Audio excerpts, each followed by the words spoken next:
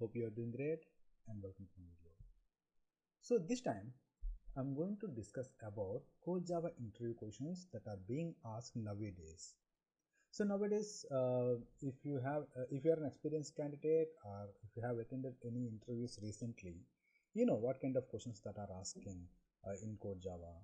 So mostly no one are asking about what is an interface, the difference between string builder and buffer. So this type of questions are being stopped asking from long time. You know the reason. So there are n number of Java versions that keep going on and keeps releasing. So currently we are working on Java 8 and maybe we are working on Java 11, but they are planning to release Java 21 as well. So as these versions are keeps increasing, when there are new versions are coming, there will be lot many areas or lot many improvements will be going to happen on the Java, and that will give interviewers to choose a new questions, right? And also the way we are writing the programming is completely different. Currently we have to use lambdas, we are using streams, we are using new data APIs. So previously we used to work on calendar object, now we have local dates, zone updates, right? So even different new APIs will bring up new questions in the interviews. So that is the problem, obviously, and we have to face these kind of things when we are working on the Java, right? Because every version will come up with new things. A new thing will be a new interview question for us. And as I said before, how we used to write, that is completely different now. So mostly everyone are writing towards functional style programming. So we have to use the functional interfaces what Java has provided, and we have to write in such a way that where method chaining is possible. So very shorthand notation of code we are writing, and these areas also will give lot many options to choose the interview questions, right? Now that is the reason in this video I'm going to concentrate on the questions which will be asked till Java 8, and also a couple of other questions which can be asked during the interviews on the existing concepts like loops, interfaces, concurrency, collections. So there are so many new classes also has been added, and also some in-depth questions are being asked in the interviews nowadays from this concept. So I will stop wasting your time with this introduction and let's start discussing on the questions. Coming to the first question, which is mostly used nowadays, is Java 8 memory model changes. Yes, there's been some changes happened in Java 8 memory model compared to pre-Java 8 versions. Now before actually discussing the change, let's see how the JVM looks like first. So these are the different components that JVM holds. So the first component is class loader, which loads all your classes when you are running up application. And remember, class loader loads classes from your application as well as the library classes if you are referencing anywhere, okay? And the second component would be the runtime data areas. So when your class loader loads the classes, it needs certain memory to hold the things, right? So it needs stack. When it is running the threads, it needs to hold the stacks, and it needs to hold the string letters that you create. It needs to hold the object references. So definitely we will be needing some data area. And the third component inside the JVM is execution engine. This is to improve your performance by JIT compilers and to execute the bytecodes, to interpret the bytecodes and to transform the bytecodes into the native codes. All the things happens in the execution engine. Now, out of these components, the main change happened inside the runtime data area. Okay, so what exactly the change happened? So the change happened at the method area part. And before discussing further, one more point to be noted here is native memory. When you are running your application inside your operating system, how much memory actually will be providing to your application? That entire memory is nothing but the native memory. Okay, when class loader is loading the classes, it allocates certain memory to the objects, right? In the sense, some heap space should be there first. Now this heap space, method area space, everything, entire spaces are derived from this native memory. In the sense, all these memory categories are like a subsets of the native memory. So if your native memory is 4 GB, okay, just assume, okay, so out of 4 GB, uh, JVM will assign some subsets of the memory to different memory locations. That's how it works. Okay. Now coming to the actual one, regarding the memory model change, as I said, that happened on the method area. So if I show you the granular diagram of the method area, this is how it looks like. So the method area is nothing but a logical space. So that's the reason it spans as a permanent generation space. So permanent generation space is the actual one which holds your string literals. When you are creating a string letters in your class, like string name equal to Prasad, this is a literal, right? These kind of literals will be stored inside the permanent generation space. And also we do declare a lot of static fields, right? All these static fields also will comes under this permanent generation space. Not only that, so we are ideally, as I said, class loader loads the classes, right? In the sense it loads the byte code, right? This byte code at the runtime should be stored at certain point, right? Maybe some additional data of the classes is required. So entire this byte data, byte code about your methods and classes will get stored inside this permanent generation space. Don't you think that this permanent generation space is doing something big? Yes, it is doing, right? Because at the runtime, holding all the string literals, static fields, byte codes, everything storing in a permanent generation space, in the sense we should be more proactive here, correct? And we should be more careful as well.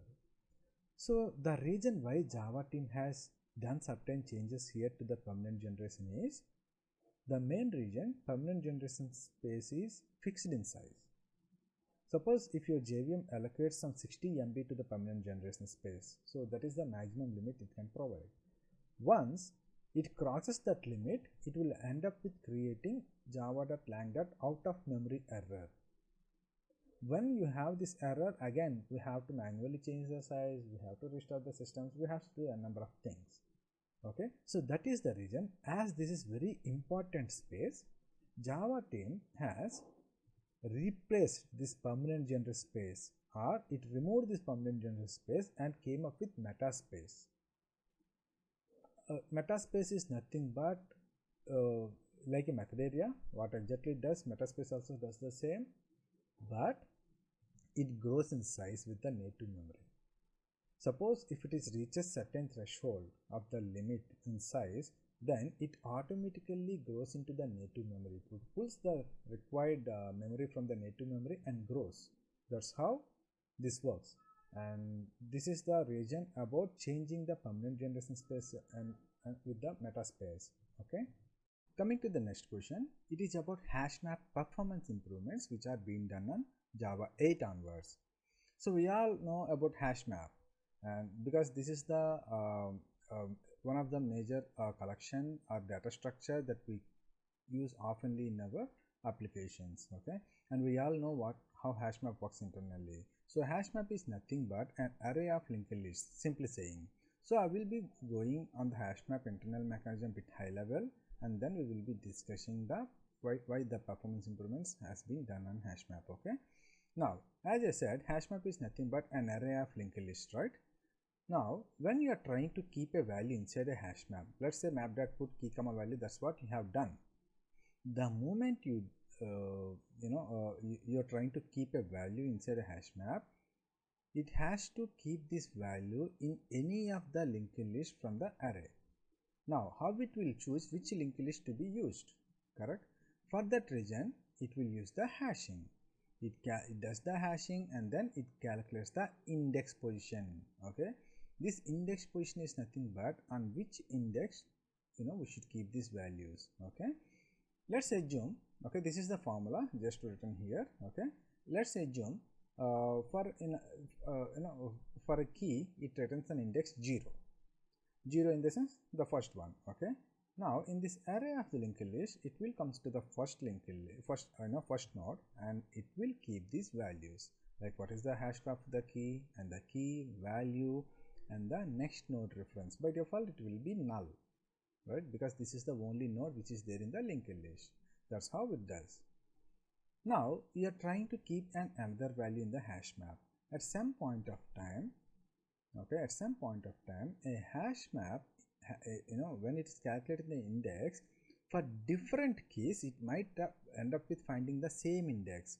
So assume for another key value pair is still returned the 0. Then what will happen? It will come to the 0th position here. Yes, this time linked list is already having a node. That is the reason it will append a new node, okay, by having the latest key value pairs here. Okay, that's how it does. Now the same thing keeps happening whenever it finds the same index for different key value pairs. Let's assume we have n items over here which are having the same index position when it is doing the hashing. Okay, now what is my linked list size here? This is n, my size is n. Okay, now when you say map.get of key, what will happen here? So as you are using the same key for getting a value in the hash map, definitely it will return the same index which is written at the time of storing the key, right? So now for this key, let's assume it returns the 0. Okay, now same thing, 0 position, it will come to the linked list. Now this linked list is having n items here, n nodes here. So what it will happen? It will come to the first node, it will check whether the key is same or not. It's not. Again it will go to the second node. Again it will check whether the hash and key are same or not. Okay, until it finds the matched hash and key. It keeps traversing the nodes one after another. In the sense, it is traversing, okay, linked list n times. Now what is the time complexity? The time complexity of the linked list traversing the element is O of n. Okay, now ideally what hashmap we do expect from the hashmap? We do expect hashmap to work in a constant time. Definitely, yeah, when we are keeping an element in the hashmap, definitely it is a constant time, but that will be on the best cases only. Okay, when you are retrieving an element, in the worst case, hashmap will end up with finding an element in O of n. Okay, that is the worst time complexity when it is having n hash collisions. Okay, this is the problem, right? So that is the reason what improvement being done hashmap is, when you are having a certain collisions, or when you are having a certain number of nodes in a linked list, okay, when you cross that threshold, hashmap linked list, okay, this linked list gets turned into a balanced binary tree. So now for a balanced binary tree, finding an element is log n time. Okay, so that's how it has improved the performance by converting a linked list into a binary tree when, okay, when there are more than 8 hash collisions happen. The number is 8 by default. Okay, in the sense when 8 keys returns the same index, okay, then this hash map particular linked list data structures will gets converted into a binary tree. Okay, the balanced binary tree is nothing but a red black tree. Okay, so now what is the traversal time of red black tree? As it is balanced, it will give you a value in log n time. Okay, so guys, that's it. So in the interview, when he asks, you can say the endpoint, so you no need to explain entire thing. Okay, as I'm going through these questions, I'm explaining the concept as well as I'm explaining the answer as well. Okay, that's how I'm going to do this course. Okay, for a couple of questions my explanation takes too much time, I know that, but instead of giving you direct answer, I would like to explain the concept as well. Okay, now in the interview, when someone asks you what is the hashmap performance improvements being done in Java 8, simply you can say hashmap converted the linked list into a binary tree when it reaches a certain threshold on hash collisions. That's it. Okay, because instead of getting the value at O of n, simply we'll get at O of log n. That's it. Now I would like to show the same thing in the hashmap implementation, actually hashmap class itself. If you are interested, you can do that, or you can skip to the next question. Let's see how hashmap exactly in a code. If you see here, this is the hashmap class. I just use the IntelliJ to decompile the hashmap class. Okay, now if you see here inside the hashmap, just scroll down. If you keep scrolling down, see, this is the node array. That's what I'm talking about. So this is a node array, right? This is array simply. What kind of array it is? it is kind of linked list, because this node is nothing but a linked list. That is the reason whatever the value you keep, it will be stored in terms of linked list. Okay, then when this binary tree will come, okay, let me list the methods over here. If you see, let's go to the put. That's where we are keeping the values, right? Now here they see they're calculating a hash key and passing to this method. And if you see here, when the number of hash collisions reaches a certain threshold, the threshold limit is 8 over here. Okay, you can see 8 here, right? So when it reaches a 8, it is converting your linked list into a binary tree. That's what this method is, treeing the bin. Okay, so it will convert your linked list into a binary tree over here. You can see they are creating a tree nodes and everything. If you go to tree node, this is nothing but a red block tree. You can see the comments here. Okay, this is a red block tree. Okay, that's how they are doing. This is just high level. I have shown this class. If you are interested, you can debug this Hashmap. That is like a fun. Now the next one is about functional interfaces. We know what is a functional interface, right? An interface having one declaration is nothing but a functional interface, which is good. But an interviewer might ask you why exactly we should have the functional interfaces. How exactly it helps us when writing the code? That is the question that we might encounter. Now the answer for this is, functional interfaces allows us to write functional style programming. It promotes us to write functional style programming. Okay, how? Because of the functional interfaces, we can send a block of code itself to a method as an argument. You see here, this is nothing but a block of code. It is a lambda expression actually. So I could able to send a lambda expression is nothing but a block of code as an argument to a method. In the same way, I'm writing a block of code which is nothing but a lambda expression and assigning to an object, right? So this is what I could do it with the help of functional interfaces. Not only this, even if you see when you are writing the streams API, you can see streams.map.sort.filter.for each. Like you can able to achieve a method chaining capabilities with the help of functional interfaces. Okay, these are the different things which are part of functional style programming, and we can achieve this with the help of functional interfaces. Now you might have a question here. Ideally we are passing lambda expressions. Okay, then what is the use of functional interface here? I know ideally the lambda expressions are the implementers of the functional interfaces, but why? What is the use of functional interface here? Okay, remember one thing, functional interfaces are nothing but a data type for lambda expressions. This is what we should remember. Okay, if you are passing a lambda expression, in the sense you are passing a functional interface reference here. Okay, suppose this is a comparator interface, right? So this is the lambda expression which will give you a reference of comparator over here. Okay, when you say comparator.compare, then what are the implementation you have written here, that gets executed, right? Remember that part. Even here I'm passing a lambda expression, in the sense the return type is a functional interface which is nothing but a runnable here. Okay, that is the reason always a functional interface nothing but a data type of our lambda expression. Okay, now coming to the next question from functional interfaces, you might be asked, okay, what are the new functional interfaces that are added as part of Java 8 release to help you write functional style programming or to help you write streams API? So this is the question you will be getting.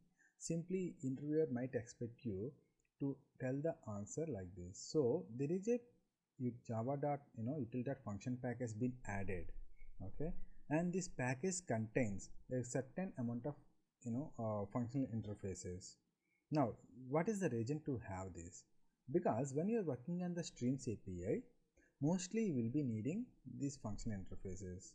Not only at that time, suppose when you are writing a functional style programming, okay, you will be needing certain types of interfaces, and instead of you create them from scratch, Java has provided these package so that you can reuse the same. Okay, so that is the reason they have came up with this java.util.function package. Okay, and there are couple of interfaces here like consumer, function, predicate, by consumer. These are the different functional interfaces being added in this package.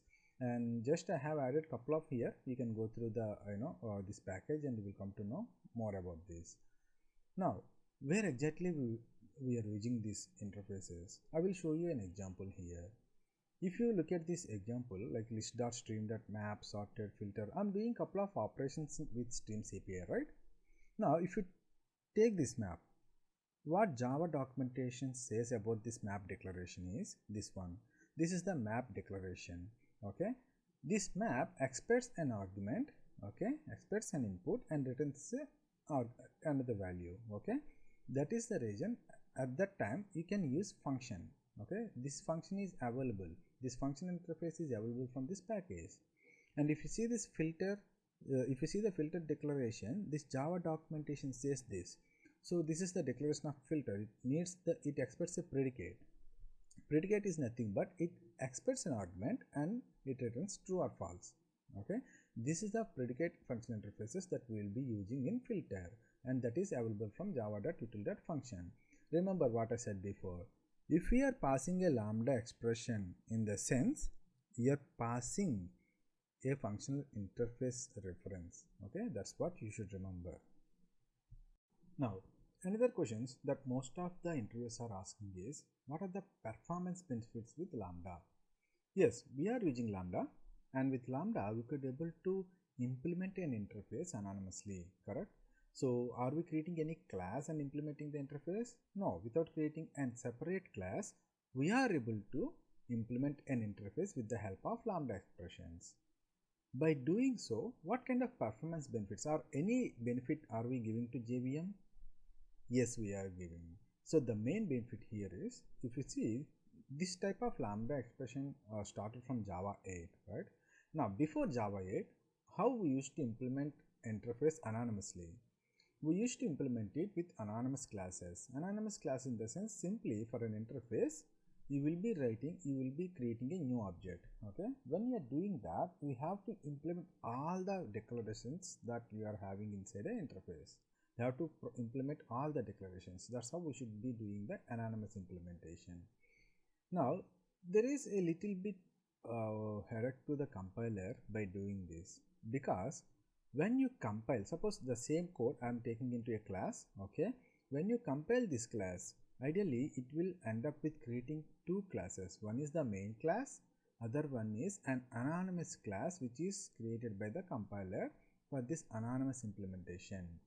This is a compile time headache, right? Because compiler has to create another class when you compile it for your implementations. That is the problem. Now with Lambda expressions, you can avoid such kind of things. Okay, because entire Lambda implementation happens at the runtime. Sorry, not implementation, entire Lambda execution happens at the runtime, because there is a package called invoke dynamic package which is introduced in Java 7.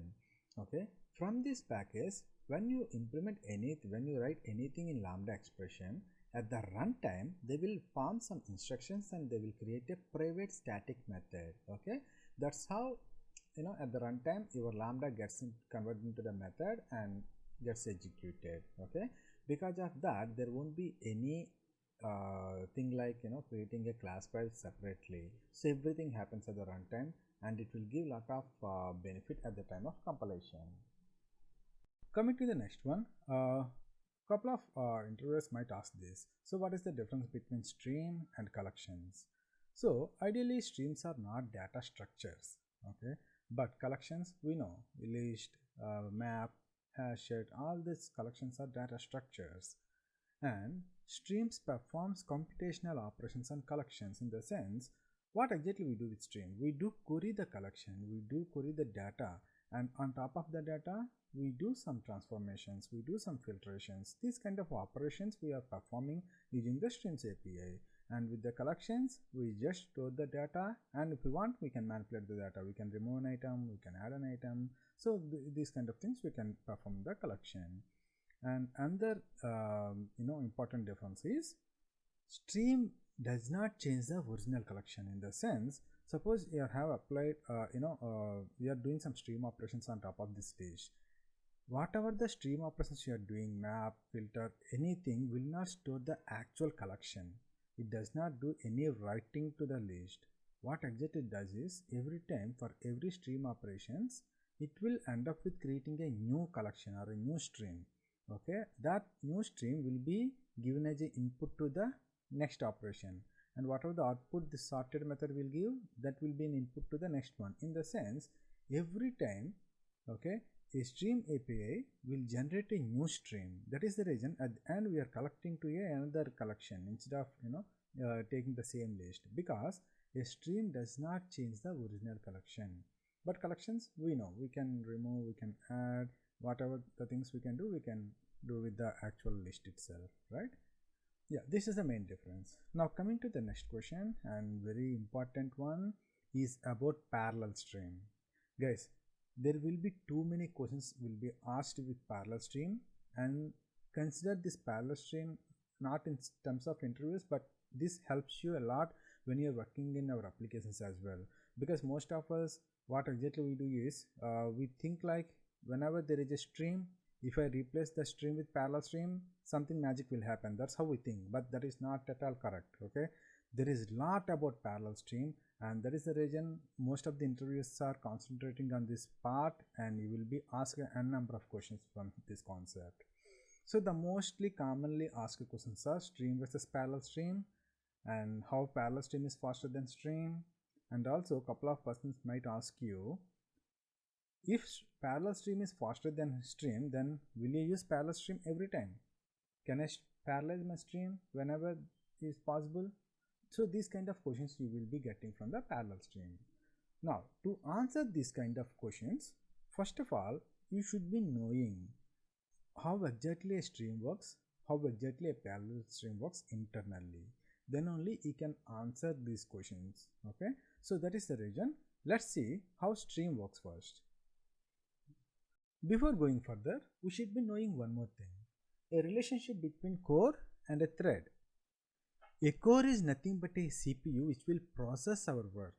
In our terms, it is a thread.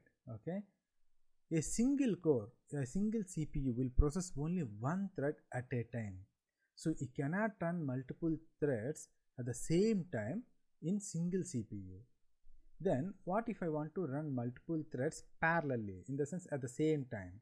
Then it should be a multi-core system. Okay, in our example, let's say there are 3 cores. Okay, then there will be 3 CPUs which can process your threads parallelly at the same time. Okay, now just have this concept in your mind. Now let's see how a stream works.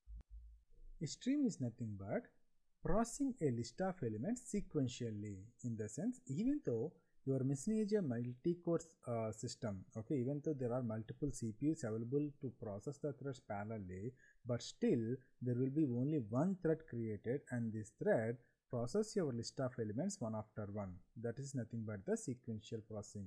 Okay, now coming to the parallel stream. What exactly a parallel stream means?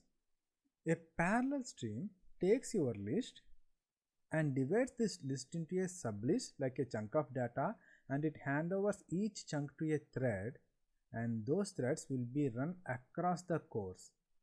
In the sense, how many number of cores you are having, okay, that much parallelism will happen.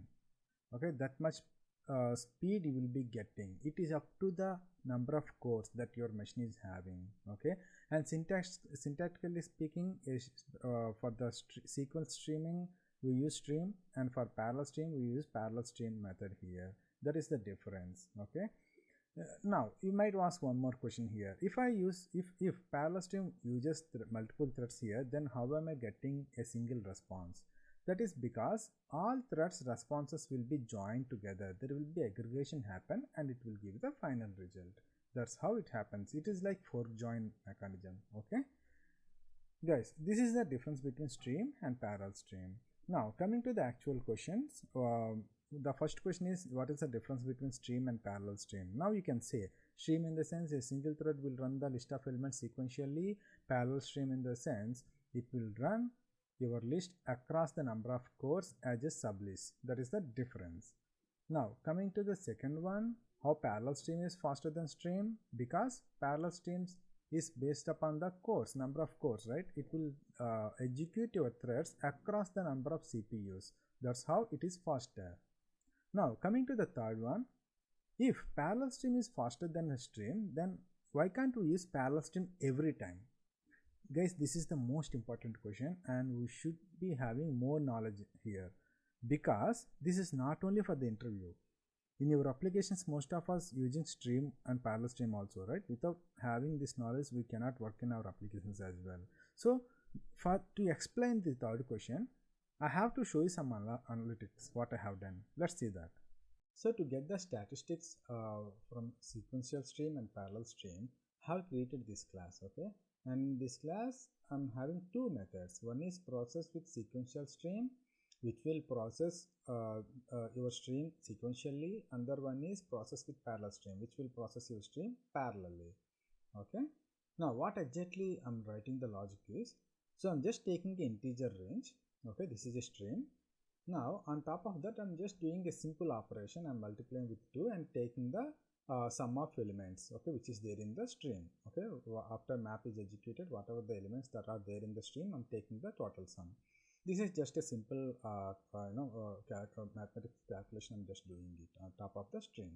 The same thing I'm doing on parallel stream as well. So the logic is same, okay, but this will process the operations sequentially. This will process the operations parallelly. That is the difference. Okay.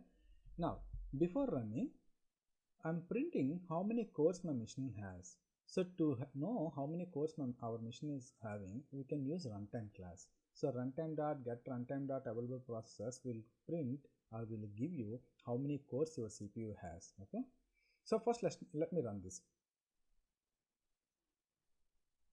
Okay. 1 minute. Let me comment this method, because if we run both the methods, you won't be getting the accurate results. Okay. So first let me run the sequential stream only. Okay. Now you receive 58 milliseconds and see, mine is octa-core. That is the reason number of cores are 8 here. Okay. Let me print these statistics are somewhere, maybe above the class. Okay. Now let me uncomment this sequential stream and uncomment this. Let's see what this parallel stream gives. So this is also executed at same time, 56 milliseconds. Okay. Fine. And one more question you might be having, how can you make sure that your parallel stream is running parallelly or not? Right? That is the valid question. We have to know whether it is running or not. To know that, let me do one modification here. So here inside the map, okay, I will print the thread name, get name. This is I'm doing for the sequence stream. The same thing, let me do that for parallel stream as well. Okay. Now let's run the sequential stream first. So as you see, it is printed main. In the sense, as I said, in the sequential stream there will be only one thread, which is the main thread, and it will run the entire elements. That is the reason you are seeing main as a thread name. Okay, and it took 50 milliseconds. Let me write here. Now comment the sequential stream and go to parallel stream and comment it, and now run this. You will see we have seen certain number of worker threads here. See, worker thread 2, 5, 7, 3. As I'm having octa-core, including main, there are 8 threads are running in my machine. Okay, so that you can see by printing the thread name, you can see number of threads are processing the list of elements over here. So and the number of and the time it took is 60 milliseconds. Okay, let me comment this out to avoid the unnecessary login. Okay, now let me increase this range to from 100 to 10,000 this time. Okay, now same steps. First we will run the sequential stream and we will collect the statistics. It took 49 milliseconds. Okay, now run parallel stream, comment sequential stream. It took 67 milliseconds. Okay, this time I'm going to increase this range to 1 million. Let me do this for 1 million. Same steps, first run sequential and get the statistics. 75 milliseconds to process 1 million records. And now run the parallel stream.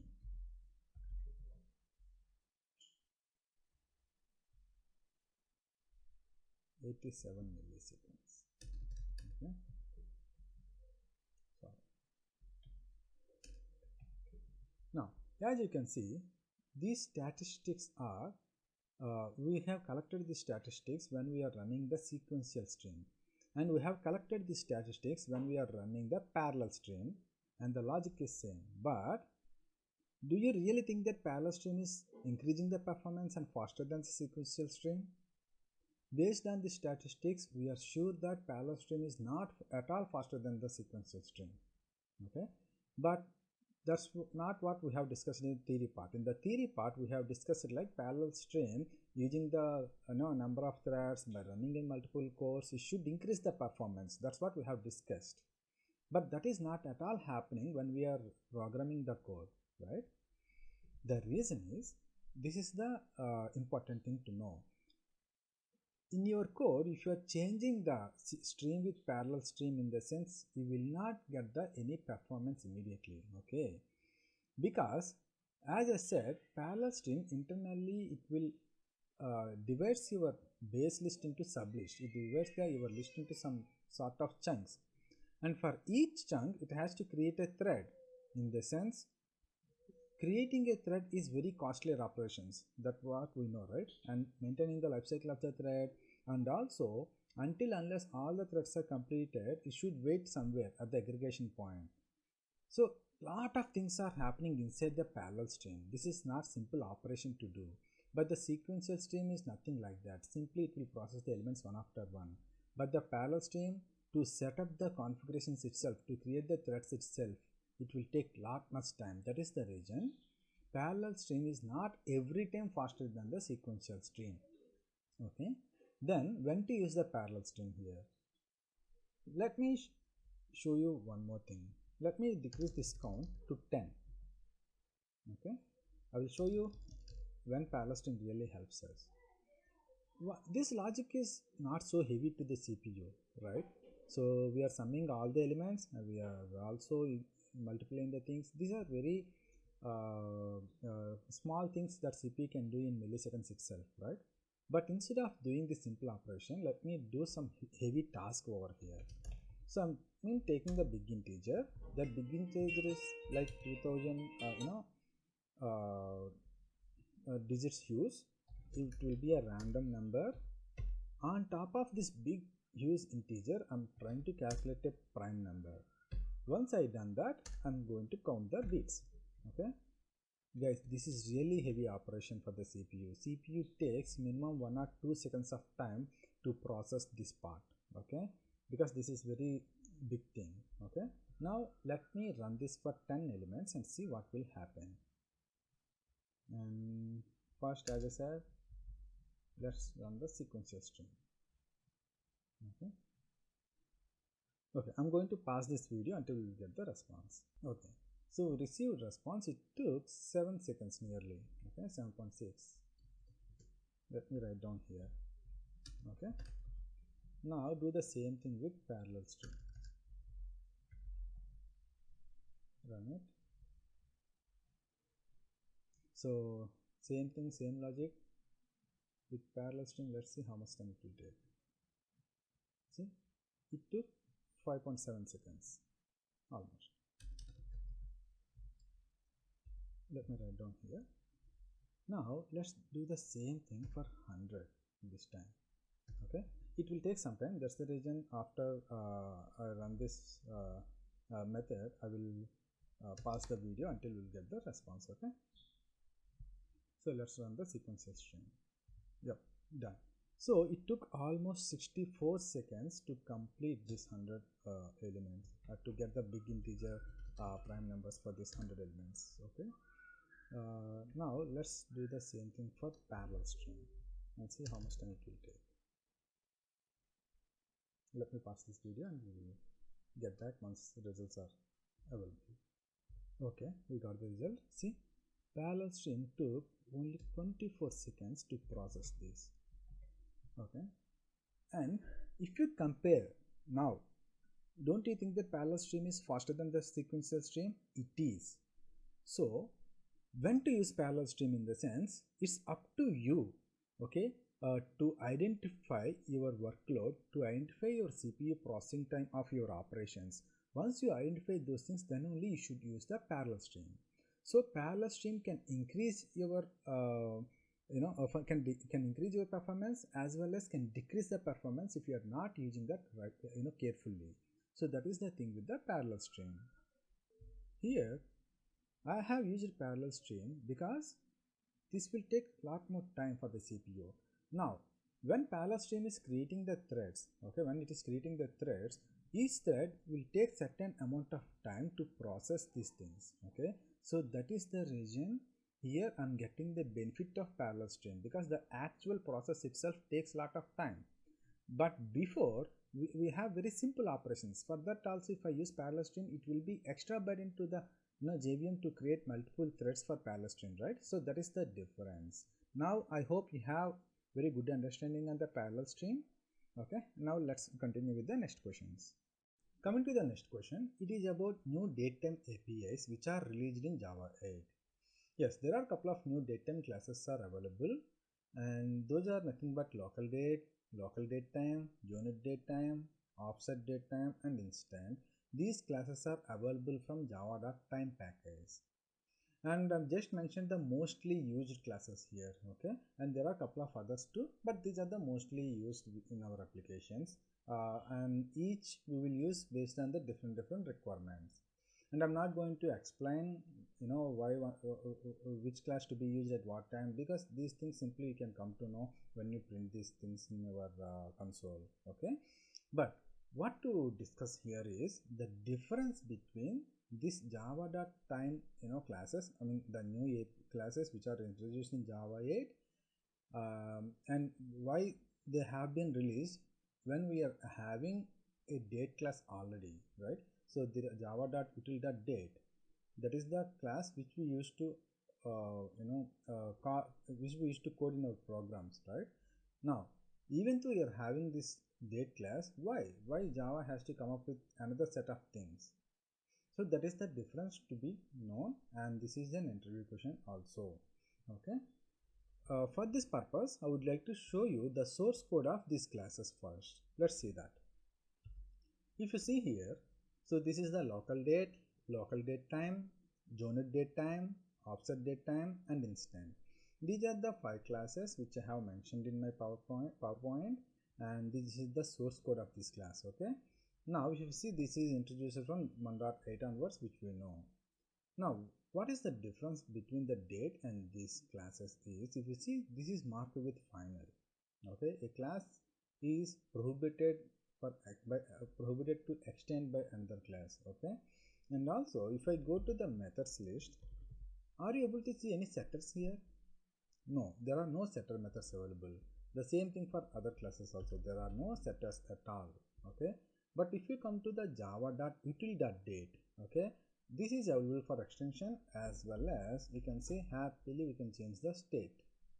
Okay, there is set type available which allows us to set that state. Okay, now by seeing the things of the local date, what exactly we are getting? Local date and the other new datetime APIs or the classes are completely immutable. That is the reason they are happily called in multi-threading. They are thread safe classes. This is the main difference between the date and the other new classes. Okay, this is completely thread safe and completely immutable. Okay, now if you go to the method, this is the method we used to call. This is a static method. This is the method we used to call to print a date. Okay, now if you go here, you can see here it is when you are calling the now. Okay, they are returning a new date every time. Okay, they are not simply returning the same state. Every time, for every call of now, they will return a new object itself here. Okay, that's how they are achieving the immutable. This is how we do the immutability, correct? So that is the main difference between the java.util-date and also the new datetime APIs. The reason to come up with the new set of classes are because the existing datetime APIs are not thread safe, not immutable. So that is the reason they came up with the new classes. So coming back, so till now what are the interview questions that we have discussed? To answer this, we should be having some background on the internals. So apart from these questions, the other possible questions that can be coming from Java 8 concepts are default and static methods in interfaces. Yes, we know what is a default method usage. So it helps us to have a background compatibility when our child classes are already implemented to the interfaces. When I want to add a new method to the interface, okay, not to break the existing classes, we can use the default method. In the same way, static as well, but childs will follow the rule instead of overriding it because it is a static.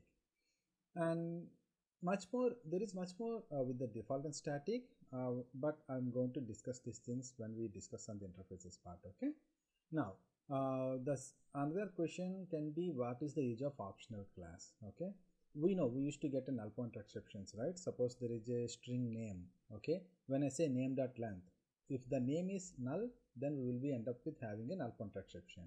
To avoid these kind of issues, maybe what a developers can make at the runtime, we cannot predict, right? The two as or not developers can make at the runtime, we cannot predict, obviously. So that is the reason they have provided this optional class. Okay, with this optional class there are a couple of methods available, like we can check whether it is a present and to get. So there are a couple of methods available, and with that methods we can avoid the null pointer exceptions, and you will come to know when you do some hands-on experience on the optional class. And the another questions can be on the completable feature. So this is very difficult to explain. That is the reason when I am going to explain the interview questions on the multi-threading part, at that time I will explain about completable feature. Okay. Apart from that, yes, there can be a couple of coding puzzles asked on the Streams API. Okay, interviewers might ask you to code it, like suppose to count a number of occurrences of a character in a string using Stream API. Okay, so these kind of questions can be asked in the Stream API. Not only that, there can be a couple of questions asked you, which can be based on the grouping by function. So in the streams we can use grouping by as well. Okay, so guys, nowadays mostly everyone are focusing on the puzzles based on the grouping by function. Okay, just have a some hands-on in this. Okay, and the other questions can be on the Hashmap, because you cannot directly apply streams on Hashmap. Okay, so he will find you at the time. So until you know you know about the entry set in the Hashmap, you cannot apply, because we should apply the streams API and the entry set directly. We cannot say like map.stream. Okay, so these are the different coding puzzles can be asked in the streams API. So my suggestion is, before going for interview, just have a hands-on practice on the streams API. Okay, that's it guys, that's it from my end on the Java 8 questions, and I'm going to make another video to discuss the interview questions which can be coming from the other concepts like immutability, multi-threading, collections. Okay, so till then, goodbye and keep waiting. Bye.